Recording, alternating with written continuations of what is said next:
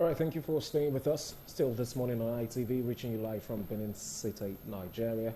My name is Ugochukwu Bamidili.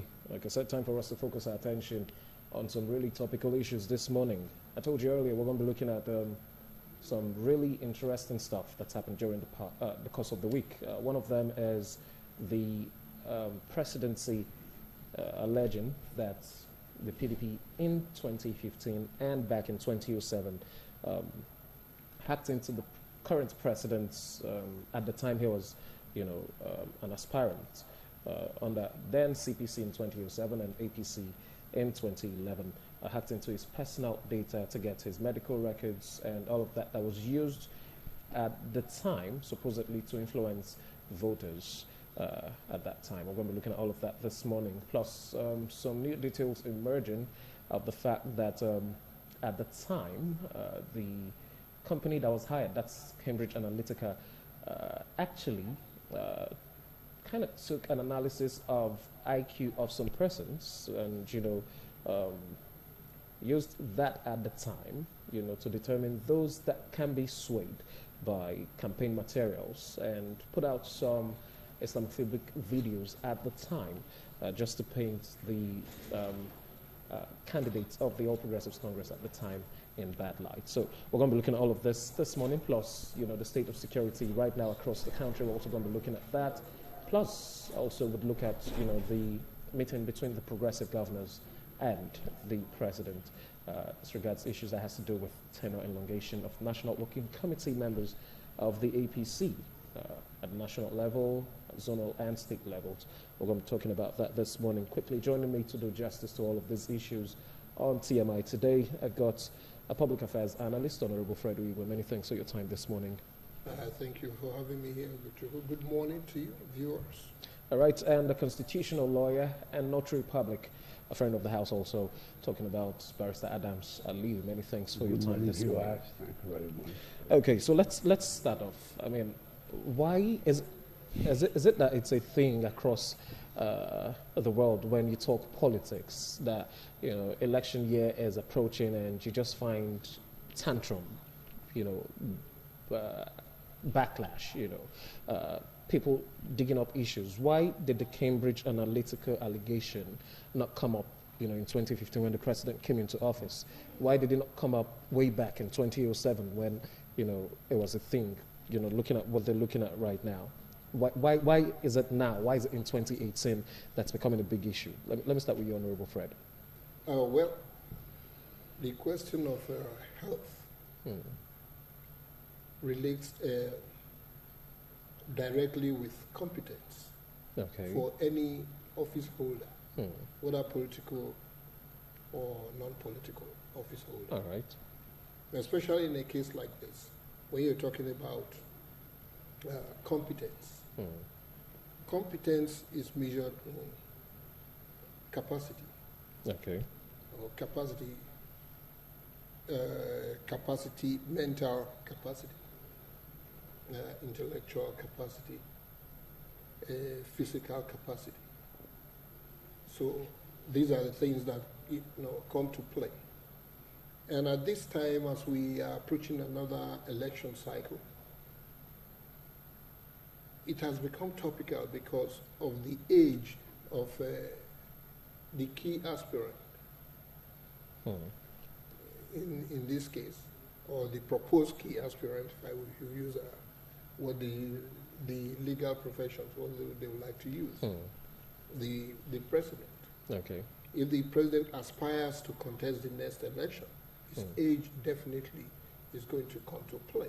Okay, but don't forget, all of these issues are not even, things for 2019. They're issues that happened before the 2015 they election. happened then, and they would have been irrelevant now, if not for the age of the president. That's my point. But also, the presidency are also the ones bringing this to the fore right now, saying that the PDP did this at that time. Yes.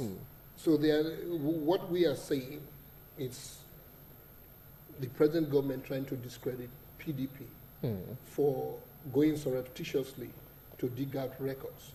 Okay. And that is illegal. If you want records of any functionary or you want records of any official activity within the government, Okay. you can go through legal processes to get those records. Okay. And then there will be no question of credibility issues. Okay. Okay. But in this case, PDP is alleged to have done that, which PDP keeps denying. Okay. But it is an issue right now because of the very age of the president. Okay. And that is why they are bringing it up. And and one thing is, in more sophisticated, more advanced societies, it should not even be an issue. Because if it is ever raised as an issue, that's medical questions, or even during service, like in the United States, the actors, let me put it that way, the subjects are forthcoming with their personal health conditions Okay. to the public. So the public is aware. You know, when I remember when George Bush had to go for some kind of medical attention, he handed over. It was just for 30 minutes. It was just for, I think, 6 hours or thereabout. For a few hours, he handed over to the vice president at the time. Okay. You know, even though he was going for a very minor or a short-lived medical operation. Here we make a big deal of it. When I mean we, I'm talking of the government in power makes a big deal of it. You are when you become a public figure of that stature, your records, your medical records, become also a matter for the public. Okay. Because you are not there on your own accord. You are there as their representative. All right. They want to know if you are competent to continue to be in that position. Okay. So, all right. So let me ask quickly: do you think it's wrong that all of that happened at the time? In your view, it is wrong to the extent that they didn't go through the legal process to get that, rather than going through the back door. Okay. But it is not wrong to want to know the medical condition of the person, of the president, of the candidate at the time. Okay. All right. I believe most Nigerians, if not all, were concerned and want to know. Okay. Given his age, what his medical condition was at the time. As we are concerned now, what his medical condition is going towards 2019. All right. Let me come to you, Barrister Adamson. What are your thoughts on this?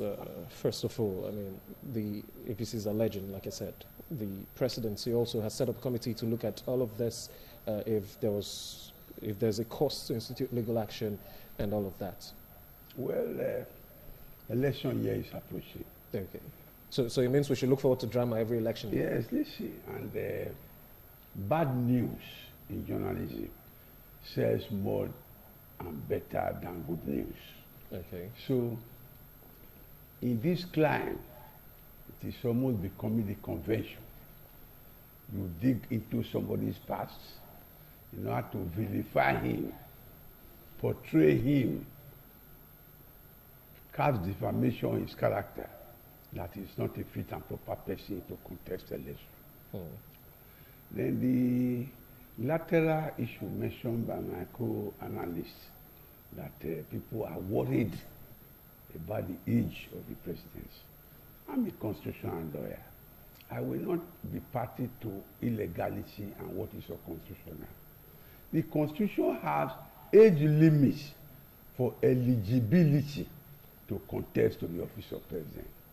The Constitution does not have upper limits that if you are 100 years old, therefore you cannot contest. It's not in the Constitution. And as a constitutional lawyer, I will not be a party to interpreting, inferring, insinuating what is not in the Constitution. There's an age limit to make you eligible. If not, the Constitution drafter would have added to be a president or to be a governor, it should be minimum this and maximum that. They didn't put it. Why do we now bother Not only that, people are sentimentally flabby.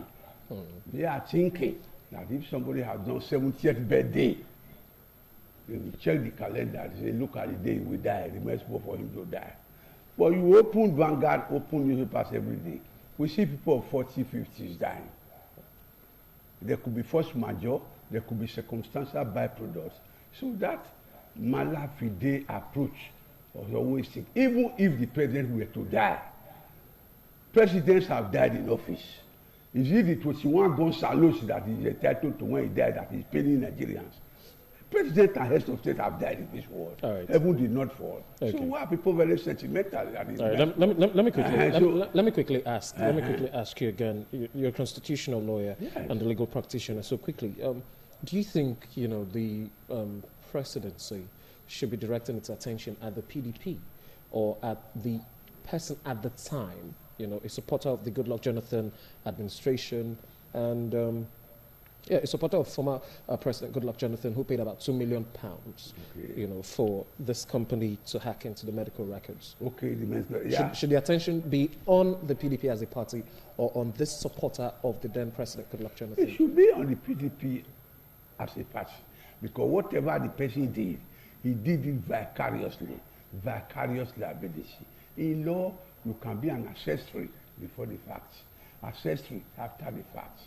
You can aid remotely or immediately and abet. So obviously he did it with the imprimatur of the party. So it is the PTP that should be the omnibus body to be held responsible. Yeah, they were acting in tandem. That's why they financed him to hack into the medical records and make a ulabalo, make a monotonous sing song, insinuate very many things in order to call a dog a bad name in order to own this. Okay. All right. Let's also look at some other emerging issues.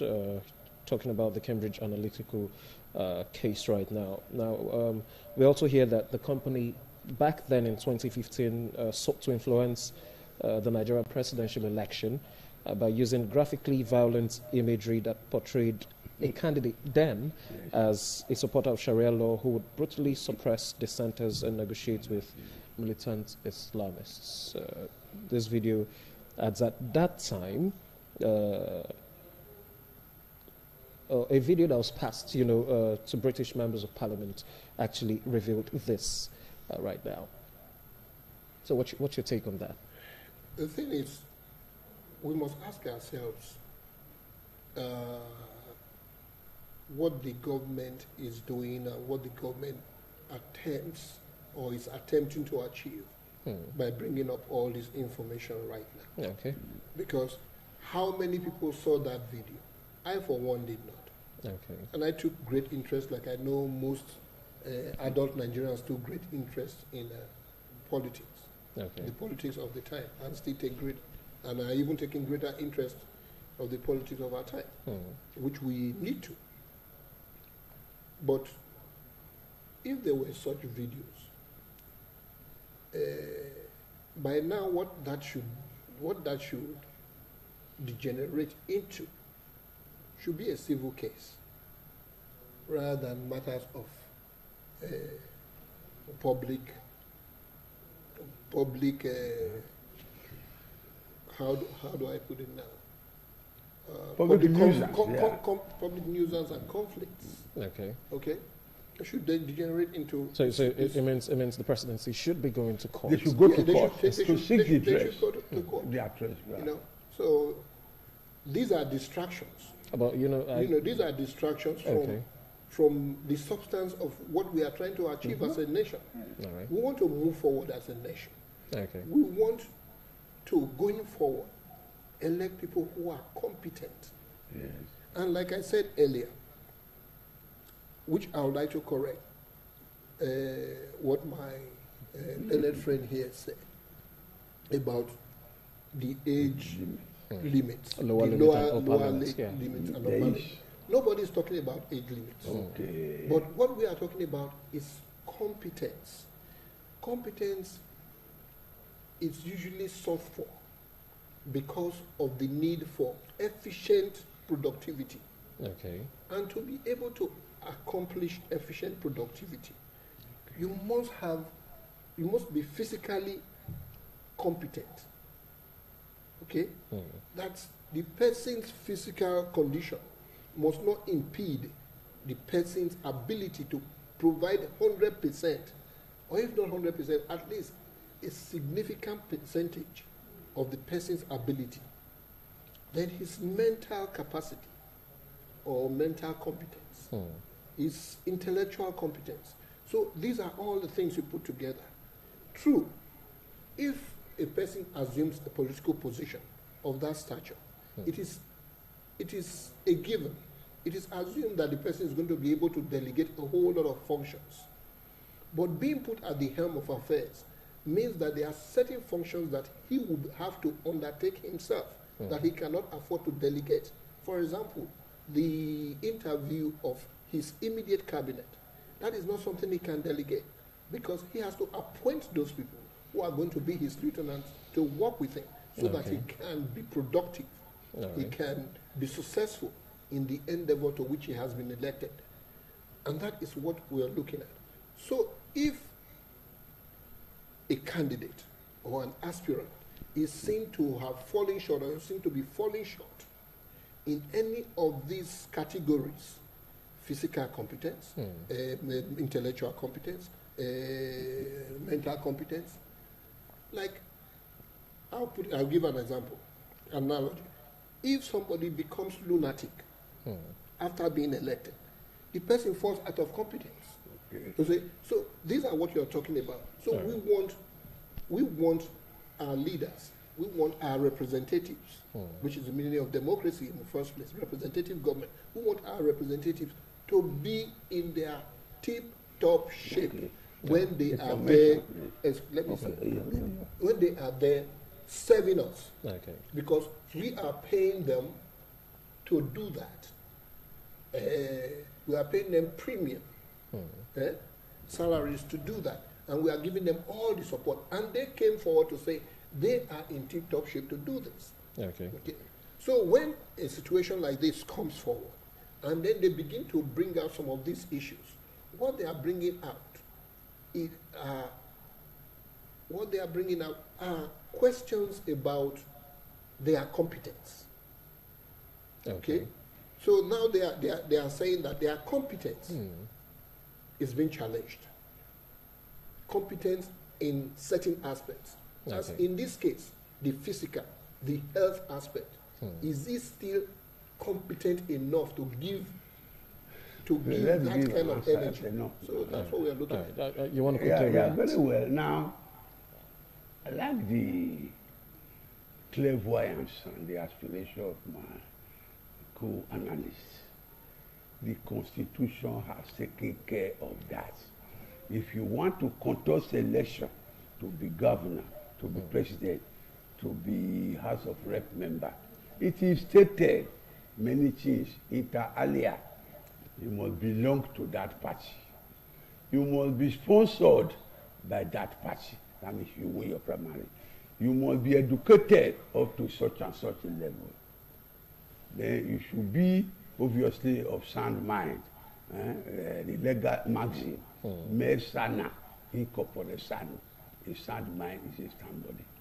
So your mental certificate, your education certificate, membership of the party, they will be transmitted to INEC, who will declare you fit and proper person to contest. It will be prejudicial, speculative, malafide in bad faith. For us, we are not INEC, we are not Constitution. To become abject critic, to decide that, well, we want to see your report card, your medical certificate given by a doctor, professor, and all, simply because election is coming. Let us leave the law to guide us. We are in a democracy predicated by rule of law. The conditions that are sine qua non to qualify to be fielded are stated in the Constitution. I think it was very by Professor Jagan and Professor Mahmoud. They know what to do. It is always prejudicial to infer into the constitution what is not there. Thank you, sir. All right. Okay, just so that we don't have to go back and forth. No, we are not going back and forth. I just want to add something to that. Okay. Thank you very much. While we are all very comfortable with those qualities, those outlined in the those constitution. outlined prerequisites for qualification. Barely. While we are comfortable with that, haven't decided, haven't presented candidates from the different parties that they are all qualified to run. What do we now rest on to be able to determine who is best qualified to serve us? Manifesto. Excuse me. Then, we look at manifesto. Then that is why other activities, other events are organized. That's why debates, for example, are organized. Okay. You want to look beyond those mere qualifications that INEC presents, that adjudges them qualified. The ballot paper will decide. So when you now go, then yes, that's the final. All right, let's just move on. Let's just move on quickly. The PDP has reacted to all of this. Right. The National Publicity Secretary, Mr. Kola Olagbandia, actually in a statement on Sunday said the APC was merely seeking to divert attention from its alleged failure and scandals. He also went on to say that it was already public knowledge that the PDP and many of its officials or members were never linked or indicted in any way in all of this drama. But then, that the PDP has accepted an investigation into the saga, but it also wants the investigation to include the source of funding spent on President Buhari's campaign in 2015. So, as the government, or as the presidency has decided to set up a committee to look into all of this hacking saga, that they should also be looking into where the president got money for his campaign in 2015. Obviously, so you want to quickly talk about that? In 2015, President Muhammadu Buhari was not president at that time. And obviously, by the accusations now that people ate government money, those who were not in government could not have had access to that money. Well, he's not talking about, government money at the time. He's talking about the source of funding for the president's campaign at that time. Yes, obviously. When he was candidate of the APC, The party, it was a coalition. ACN, CPC, it was an amalgamation. They came together. The parties funded the money, individuals donated the money. But anyway, it is speculative. They will do research and see where the money came from. But the point in question that they think it is selective. These people have been. No, they didn't say they think it's selective. They think it's diversionary. Diversionary. That because election is coming, they don't want to. That the APC and the president is trying to, take people's attention away from the failure and all of that of this present government. He who asks must prove. If you want equity, you come with clean hands. If they know, this spokesman for the PDP, as you have said, they know where APC got money to finance the election, let them tell the world. In fact, I'm very happy. They are not economical with the truth. They have even alleged now that the president is going on holidays or going abroad. He should mention the real reason why he's going, that the real reason has not been disclosed. So is it wrong to ask for the real reasons? So if they know... No, I'm asking, is it wrong to ask for the real reasons why the president is traveling abroad? The people have not given good reason and real reason. This is syllogism. They gave reason, premier facie reason, and ceteris paribus, all things being equal. That is the reason. But people are insinuating ulterior motive. 9 days as annual leave, yes, right? People are insinuating ulterior motive, that there is a real reason that has not been mentioned, that they want to hear it. They will not hear it from, there's no horse here who will be horses smart. So we'll definitely keep our fingers crossed and keep watching and see when the reasons come out. That 9 days you are talking of, a leave could be instrumental. If your leave is accumulative, 1 month, 2 months, you can take it in piece and pieces. So the 9 days is merely instrumental. Out of the annual leave. Out of the one. So let us come to equity with clean hands and use the facts available before to be prejudicial and judgmental in every step taken it's not good for democracy. All right, Honorable Freddie, you go quickly. You want to talk about this also? The PDP saying we don't have a problem with investigating Cambridge Analytica and Facebook, with the role they played in 2007 and 2015. But we're also saying we don't have a hand in it. I mean, it's obvious to the public, but we're asking that also, as you investigate all of this, investigate the source of funding for campaigns in 2015. My excitement about all this is that we are becoming a little bit more transparent. Yes. Are we? Because the challenge, yes, all these allegations and counter-allegations brings about transparency. Okay. Because that is what we want in government. All right. We want the governments to be forthcoming. If the president is going on a 9-day leave, so be he's entitled to his leave. Okay. But even his leave as a public figure of that stature cannot be in secrecy. Wherever he's going, whatever he's doing, whatever. I mean, there's no secret about it. The presidency has come out to say said 9 days. He's going to the UK 9 days. There's time frame, and then there's location. And all of that. In all the crimes, you are going to have a retinue of journalists. In some places they are called paparazzis. Okay. They go around with them, whether they are on leave or they are in the restroom, wherever they are. Okay. They want news, so he will be covered. So whatever reason he's going for, we will know. If it's and he has said he's going for his leave, but if it's beyond that, because he needs there's nothing wrong if he wants to use part of it. Do you think we speculate a whole lot in this country? I'm just asking, do you think we speculate a whole lot? It's in every society. Okay. People speculate. Right. It's part of nature. It's part of living that people should speculate. It is for you to arrest such speculations, especially such destructive speculations, to be forthright, to be forthcoming. You come forward and say, this is it. And the more people find you credible, the more they find it difficult to speculate about you and your activities. Okay. So we don't want a situation where we live in secrecy. Especially you don't use government's time, you don't use the public's time, you don't use the public's money, all to purchase secrecy. It is not for the purchase of secrecy. But the government is always open. So the information minister is always briefing Nigerians. Yes, people will insinuate, speculate, misinterpret, add and subtract, pad the facts. We also know, sir, that by human nature, we are not all always honest. Okay. That is what brings about speculation. When people come up with their information, then you are going to have to consider the plausibility of such information. And that is what brings about speculation. All right.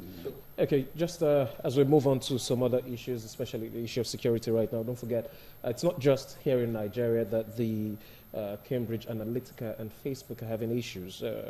Even in the UK, they're being investigated by the British Information Commissioner's Office, the United States Special Counsel also, and the UK Electoral Commission for the role the Cambridge Analytica and Facebook played in the EU's referendum. So it feels like they've got a whole lot on their plates to deal with as a company right now. But let's move on to the issue of security right now. Yesterday, the Federal Executive Council meeting did not hold. But in place of that, there was a meeting between the president and the top brass in the Nigerian military and security architecture.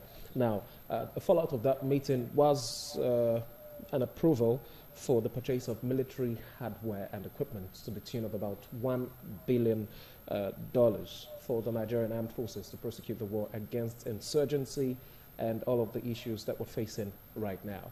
Now, this $1 billion, don't forget, has been a very controversial issue from the point where the governors approved that money right up until now.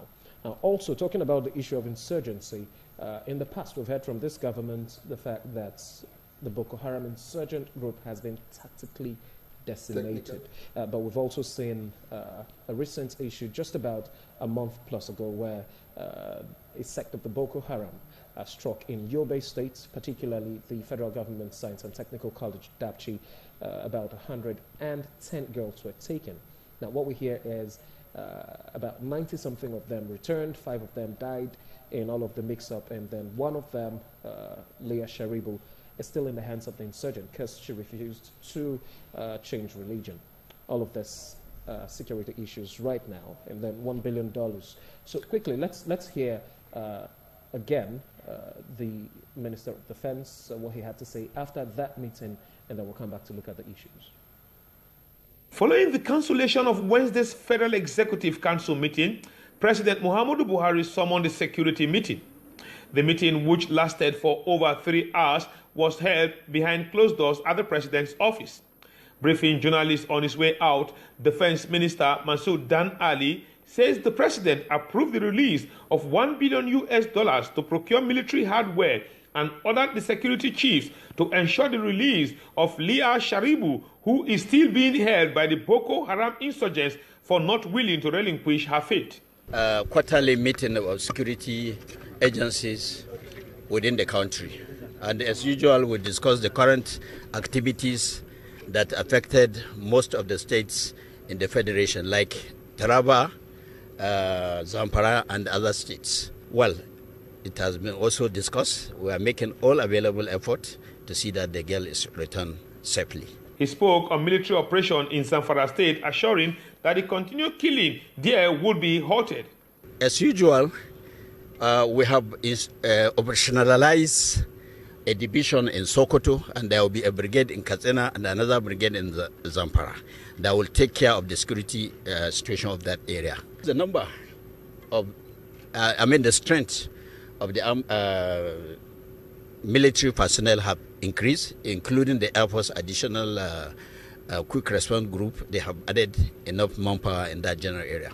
The National Economic Council, NEC, had given President Muhammadu Buhari the approval to withdraw $1 billion from the Federation account to procure military hardware to fight insurgency and other violent crimes across the country. From the Aso Rock Presidential Villa, I'm Ikaro Atta, ITV News, Abuja. All right, and that was our State House correspondent, Karata, covering that meeting of the top echelon, the top brass in the Nigerian security architecture.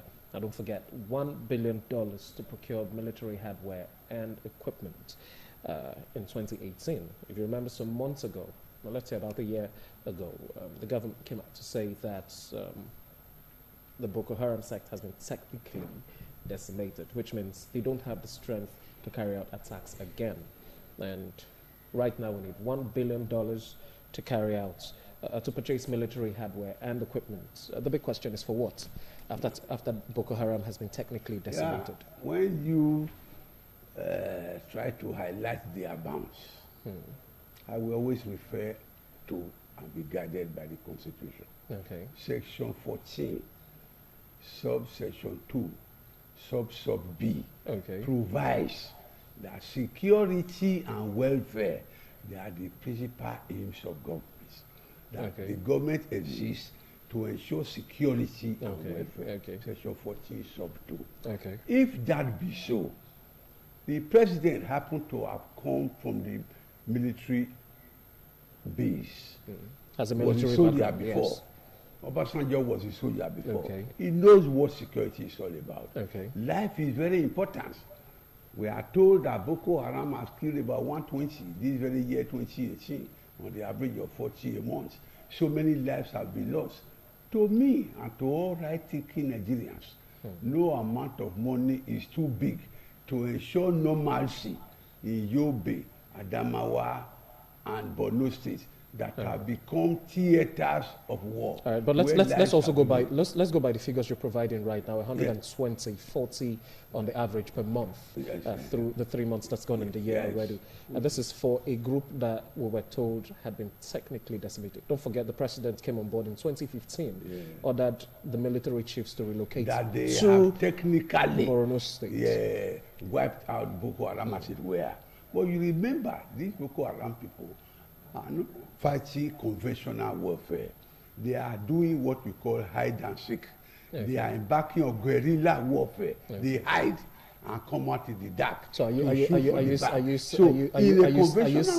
saying they cannot defeat the army? army. Are you saying the Nigerian army cannot tackle them the same way? In guerrilla, it is harder because they are natives of the area. Okay. They know the whereabouts, they hide out in the bush. They dig holes, come out at the wee hours of the night, shoot, kill, maim, and go and hibernate. In a face-to-face conventional warfare, they don't have the know-how, they don't have the logistics, they don't have the training to confront Nigerian army. Right. So I'm going to come back to yes, so so they are using that, and Nigerian government is worried that lives are being lost. $1 billion for equipment, for installing. You know they are going to build a military base there now in Maiduguri.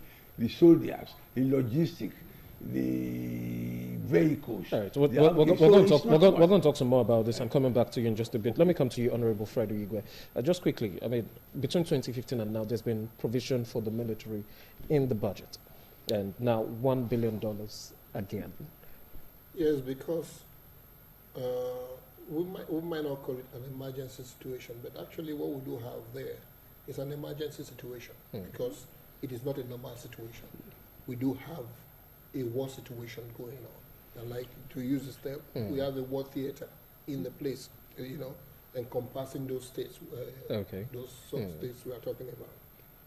So, the normal budget would be for normal military presence and operations and all of that. Emphatically to purchase military hardware. And because you now have an exigent situation. Okay. You also need an exigent budget. Okay. That means you need extra money to be able to cater for that. My question is so when we are talking $1 billion at a time when you say this group doesn't have the capacity to strike again. That's my question. When we keep talking about $1 billion, we are all talking like we know how much that could purchase, or we know what is required. No, we're looking at that amount in the face of the Nigerian economy right now. That's what we're saying. $1 billion is a lot of money. Okay.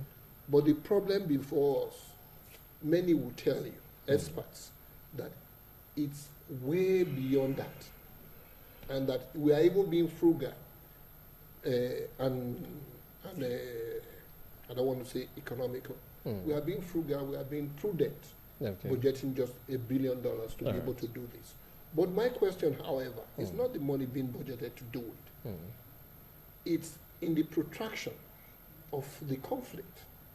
Because the conflict itself, we must understand, the Boko Haram breeds on supplies and finance. Okay. If that being the case, and this conflict is localized within Nigeria, not anywhere close to the civil war, more fully blown civil war we had in 1966 to 1970, in 1967 to 1970. Why have the supply routes not been cut out? Not been cut off. Like it happened during the Civil War. Exactly. Why are we not able to trace now with much better technology? The sources of funding. To these groups. All right. So there are questions. What is suspicious? Personal opinion that may be, is that a whole lot of people, even within the government, are benefiting from it. And it's not in their interest, in their warped minds, not to end the conflict. Because so long as the conflict continues, they continue to benefit. I believe this is an issue that Nigeria ought to have been able to bring better under control than we have right now. To talk about guerrilla warfare and all of that. No, he talked about guerrilla warfare. Yes, he talked about guerrilla warfare. Yes, that may be their modus operandi in their attacks. But what do?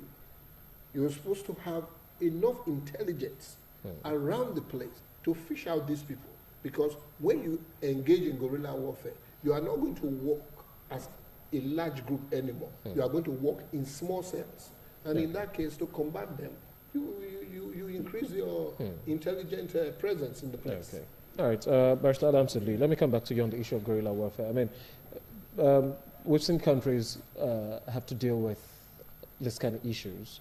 South America countries, from Mexico to Colombia, at the time they had issues with groups and guerrilla warfare, like you mentioned, and they've been able to deal with all of that coming up better. So, I mean, what's the probability that after $1 billion worth of military hardware is procured, that we won't still have the same issues? Because looking at it, I mean, you said they come out, they strike, they go back and hide. The military cannot, your words, follow the same pattern with them.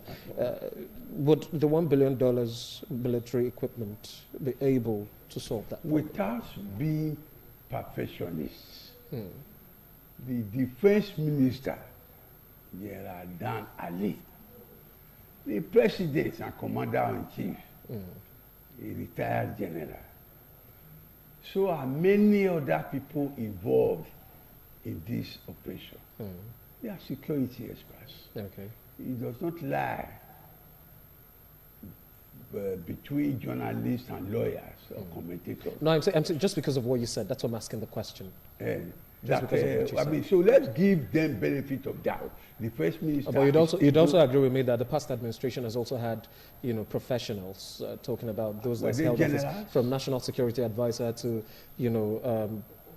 Minister of Defense at the time under the Jonathan administration. And if you remember very well, the election in 2015 was shifted because of the issue of Boko Haram.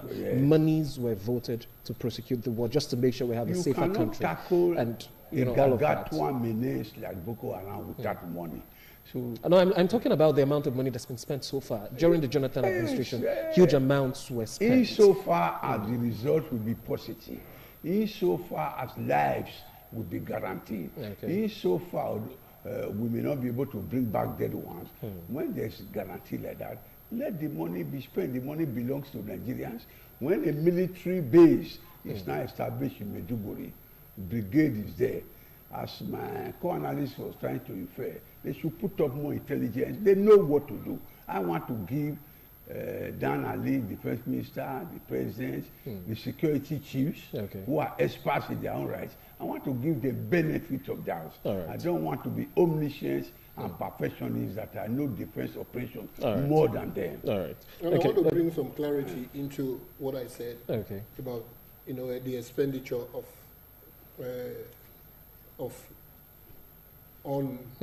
expenditure on military hardware. We should not always think that it's armaments alone that they are going to buy. They might be also buying intelligence equipment. Okay, so and all that will help. Like CCT, wherever you are, to monitor. We've had too many stories about CCTV and all of that. So let's not just CCTV. They are all definitely. I agree with you. It's not just guns. I agree with you. I agree with you. My question is making sure that we don't come back in the nearest future to begin to vote another $1 billion. That's just the thing, because we've spent so much on this. But let's move on to look at some other issues that the Minister of Defense raised, setting up a military division in Sokoto, having brigades in Kaduna and Zamfara. This brings the military closer to the people. Are we supposed to have the military closer to the people, or have those in charge of protection of lives and property that have training for civil approach, which is the police and civil defense, closer to the people? Military bases closer to the no, people. let's look at compared to what we have outside the country. That's what I'm saying now. So you have asked, you made an observation. Do we have it like this outside, where you have the military? Like, I know it's not supposed to be a group of people that you see all the time. They're not supposed to engage in, civil interference with the people. This is presumptive. Some of us are always out. We have seen other crimes. And you've seen brigades and divisions very close. When there's civil war, every now and then, people run into the barracks to take shelter. Don't we have enough barracks in the country to have more of them? I'm thinking empowering the police more would be better. There's none where they want to install. There's a division in Maiduguri. There is none. There is a division in Maiduguri. You know, when there's civil conflict, people run to the barracks to take shelter. are not bold enough.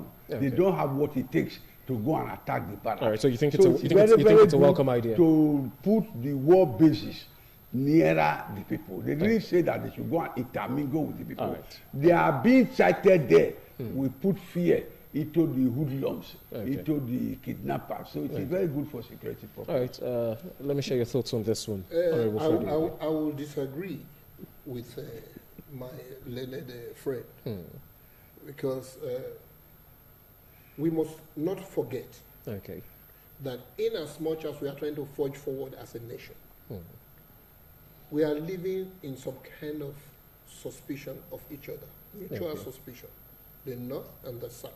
When you begin to concentrate military installations in one section of the country, the other section of the country gets worried if there are ulterior motives to such decisions. So we must be careful when we do that. In the United States, where they have, you know, a number of military institutions, slightly different from us. They have the National Guard, for example. The National Guard is not full-blown military.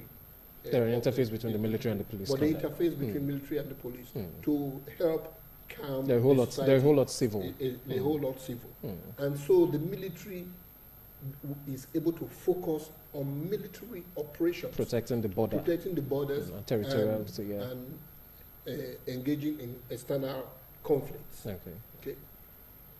And then the police itself, like we have the mobile police, is trained in, the police itself has different arms. Okay. They do have the SWAT team, special weapons attack teams. What those are able to do, those are usually people who are served in the military and they have been demobilized. Have some form of military experience. In civil security systems. So that when they are working with the police, they know they have military capability, but they also understand civil security systems and how to relate with the communities. So these are things, these are models that we can look at to remove that suspicion. Because I will not be comfortable as a southern Nigerian,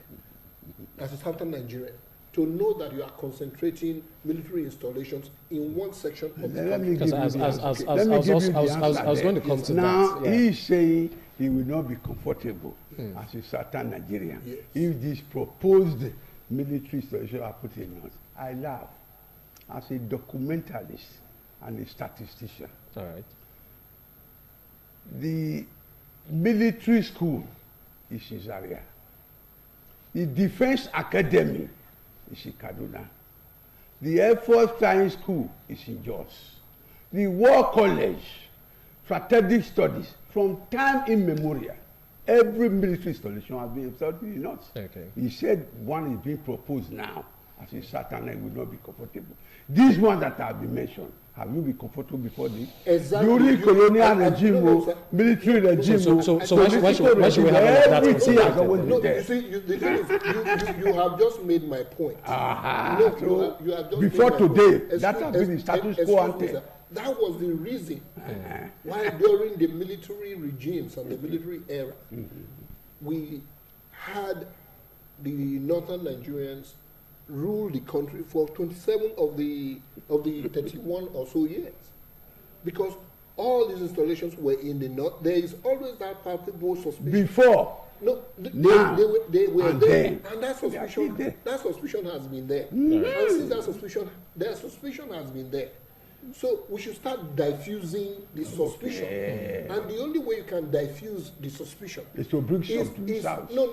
Is to spread it. I see. Let there be a comfortable geographical spread of these installations, and then begin to have more civil security operatives or installations or regimes to be able to handle civil situations. That is not what the military. I was just reading President Muhammadu Buhari's profile this morning, his interview that he gave just before the 2015 elections. Okay. Okay? And he said that in the conflict, he found himself in an awkward position, having to fight the very same people he trained with. That is the nature of civil wars. We had one. Yes. We don't need another one. Okay. Even Odumego Ojukwu said that. We don't need another one. And the only way you avert one is not by doing things that will engender another one. It's by doing things that will diffuse another one. All right, let's quickly move on, because all of this now is channeled towards the issue of insurgency. But then there's also another, really dreadful monster looking us in the face: the herdsmen crisis right now. In this part of the country, let's talk about Edo State, for instance. We've seen attack on farmers in the Southern Senatorial District and in the Central Senatorial District. I mean, most recently, the people of Odigi community in Ovia Northeast have had repeated attacks by herdsmen. And it feels like, not much is being said about all of this. Across Ekiti, there's also been issues. Ondo State has had its own attacks. Kogi, Kwara has had its own attacks also. From home here, our own governor has said, if you see herdsmen carrying rifles, deal with them. The presidency has equally said that it is very abnormal and unusual for herdsmen to carry AK-47. But my question is, shouldn't that be mentioned in, all of this monies voted for the military as a part of if making sure? If anyone is caught carrying guns illegally, should be tried according to the law.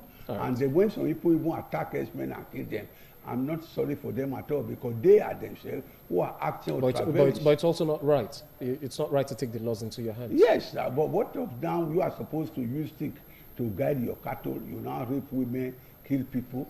So that is why I have not seen any open governments, federal, states, that has aided and supported the herdsmen. Right. Anybody who does that subterraneously for personal issues. Okay. The government will try people, and I'm sure if the military might is put in force, the herdsmen will behave. You want to quickly talk about that, and also look at the Nasarawa State issue, where they've also seen attacks, but the governor has come out during a meeting for participants of Defense Intelligence College to say that the state is actually not interested right now in enacting any anti-grazing law. This is a state that has seen so much of attacks. You see, what I will say, first and foremost, let me make a comment. And that is to say that the federal government took its eyes away from the ball on the herdsmen problem. Okay. The herdsmen problem has been grossly mismanaged. It didn't need to come to this level. We've had opportunity preceding this government, I must say, to make the transition from grazing to ranching, which is the better practice, the more profitable practice, and anywhere in the world. But every government before now has continued to kick the can down the road, hoping that the next government will do it. And like I like to say, every generation will have its own challenges. But whatever challenges any generation that deems itself responsible finds, it must endeavor to solve those challenges, to confront those challenges and solve the problems of those challenges. But we do not do that. That is not our attitude as a people. Rather, we like to kick it down the road. We get allocations for it, we embezzle the money, and we hope that for some reason, magically, the problems will solve themselves. But we are finding out that that doesn't work. But unfortunately, a lot of people still do not realize that. That is why I'm very pained that our security agencies and agents are not yet of the mentality that it's able to control and provide security. Because the very security agents who themselves put their lives in the line of fire, who put themselves in danger to protect everybody, they are the same ones who collude with the criminals, the same ones who plead for the criminals. I have too many times seen security agents pleading for criminals that they caught red-handed to be let go. That is the wrong mentality. Okay, so that is the problem when you're talking about this situation of herdsmen. Like I mentioned in an earlier program some time ago, it started with the problem of cattle rustlers in the north, where young men were going to steal cattle from the cattle rearers. And then the owners now deemed it fit to begin to arm their cattle rearers. And before long, it became a national issue. It became a mismanaged issue. It became a mismanaged issue. Then the cattle rearers who were carrying AK-47 now took the AK-47 to the south, down to the south, where there was no issue of cattle rustling, took it to the south, and armed with the guns they have, they decided to engage in criminal activities, raping people, destroying farms, and all of that. So that is why I said it was mismanaged. But we must chart a path, and we must also educate, orientate the cattle owners as to the benefits of cattle ranching, and then make a deliberate effort to quickly have pilot programs that they can see and be able to relate with and say, of course, this is a better system. I will just conclude by this. I went to